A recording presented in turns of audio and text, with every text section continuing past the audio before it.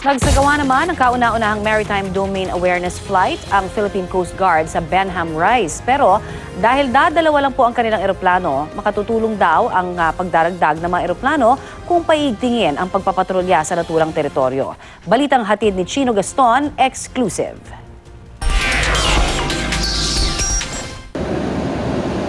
Naghahanda na mga tauhan ng Philippine Coast Guard para sa kanilang unang Maritime Domain Awareness Flight sa Benham Rise gamit ang Britain Norman Islander aircraft. Nagdasal sila bago sumakay ng eroplano para simulan ang kanilang misyon. Dahil napakalayo mula Metro Manila at napakalawak ng teritoryong kailangang ikutin ng Philippine Coast Guard, kailangan muna nilang mag-refuel dito sa Baler Aurora bago dumiretso ng Benham Rise. 2 oras pa bago namin narating ang Benham Rise mula Baler Aurora. Pero balot ang kalangitan ng makapal na ulap. Sa paglabas ng eroplano sa ulap, nakita na rin ang naglalakihang alon at napakalawak na karagatan ng Benham Rise. Sa labas ng Exclusive Economic Zone ng Pilipinas, namata ng isang malaking cargo vessel.